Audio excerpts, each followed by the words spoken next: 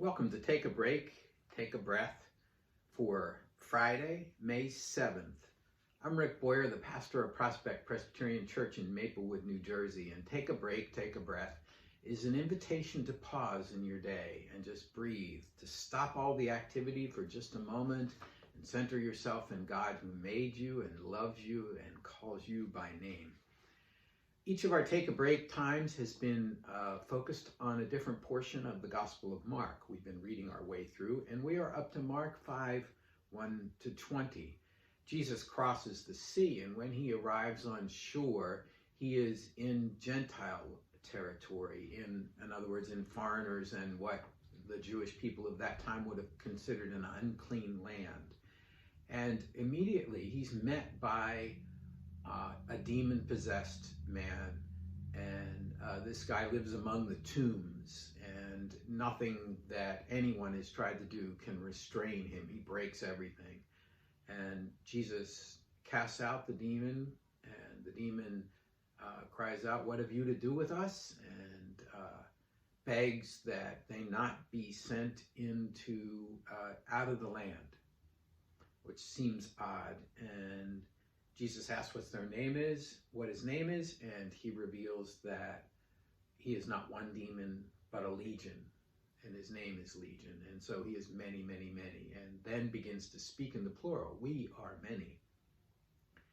So Jesus gives them permission to enter a herd of swine that are there, about 2,000, we're told. And as soon as they enter them, they rush down the hill into the sea and are drowned. A rather disturbing thing. And the people who witness it go into town, they tell them the story, and the townspeople come out and say, please, please, don't stay here. Don't stay here. You're too much for us. We're afraid of you. You're just too much. And so Jesus does. He leaves. The man who was healed begs to go with Jesus, and Jesus says, "No, go and tell people what the Lord has done for you."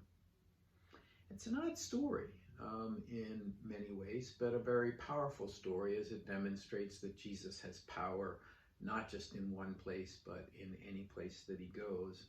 The destruction of the swine is disturbing to us. There's symbolism there, and maybe we can read it that way. The symbolism is that when the swine enter into the sea, that the demons are going back into the abyss, the place from which they came. So even though they asked not to be sent out of the land and to be sent into the swine still lead them into the abyss, and they're still banished and gone from that place. Raises questions, the whole thing raises questions about what did the people fear? Did they fear the power of Jesus, or were they upset and bothered because of his destruction of their material possessions? So all of that runs in the background of this text as we read it and think about it and consider what it might say to us today. If you haven't already done so, I invite you to, the verse that I want to focus on is, "Then Jesus asked him, 'What is your name?' And he replied, 'My name is Legion, for we are many.'" So go to a quiet room, and if you haven't already done so, and close the door and settle into a comfortable chair and relax. Let the chair support you on the back of your legs, on your back, if it has arms, under your arms. Close your eyes. Take some deep breaths. And as you do, breathe in the breath of God. And as you breathe out all that separates you from God. Breathe in the breath of life. And breathe out all that does not give you life. Breathe in God's peace, and breathe out all of your worries and fears and anxieties. Continue breathing deeply, and imagine that with each breath, the peace of God grows in your body and in your spirit. Imagine the breath of God, the breath of life, the peace of God filling your lungs. And then moving to your heart. And as it does so, your heart rate is calmed and slowed. And then imagine it flowing through your veins with each breath, further and further into your body. Perhaps first up into your shoulders and down your arms and to your fingertips. Brings relaxation to your hands and they open up. It brings relaxation to your shoulders and they relax. It brings renewal to the muscles in your upper and lower arms. Imagine that it flows up into your neck and into your brain and into your face.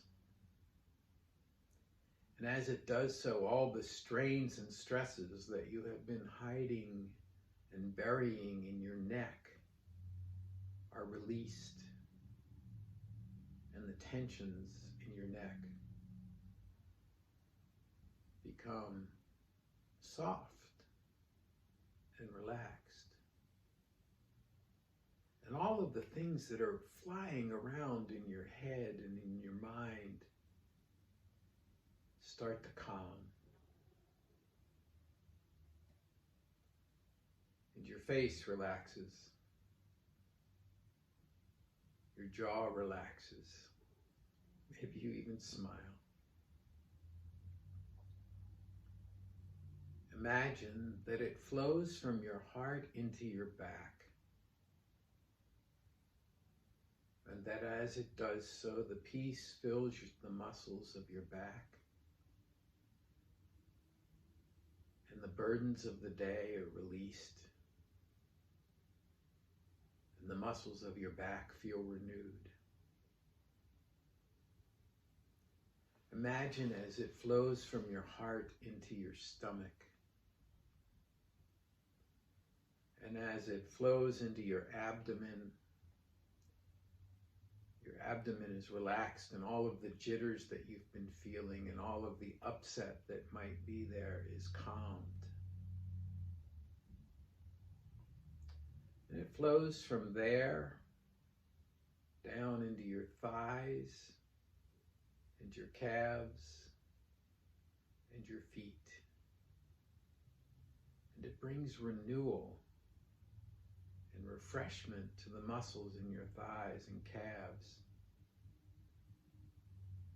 And it feels great in your feet. The peace of God, the Spirit of God is coursing through all of your body and touching every cell, every part of who you are, physical, spiritual, all of you.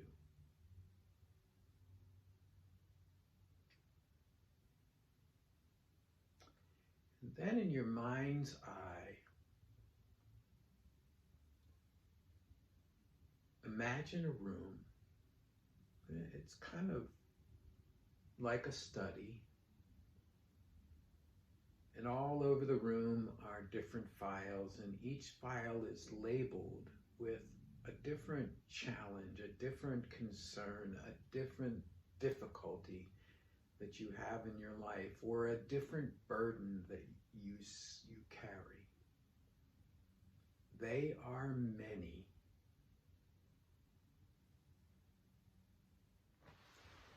And you pick them up and sort through them. You get them all organized. And you put them in a file cabinet. It feels good them put away.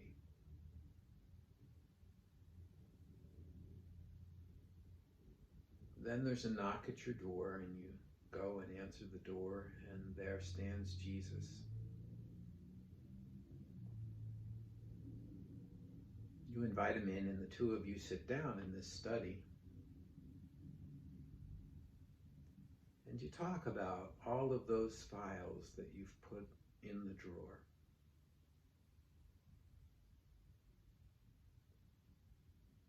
What do you want to say to Jesus? And what does Jesus say back to you?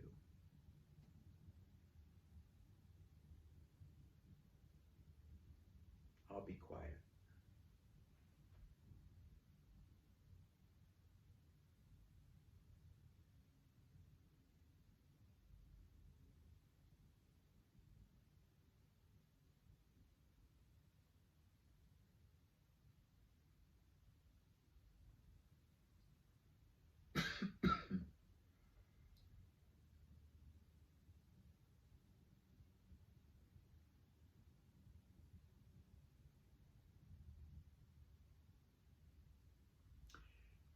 And then the time comes for the conversation to end, and if it's not long enough, just press pause. And the two of you say goodbye in whatever way is appropriate. And after saying goodbye, you let that image fade. And you bring yourself back to the room where you are.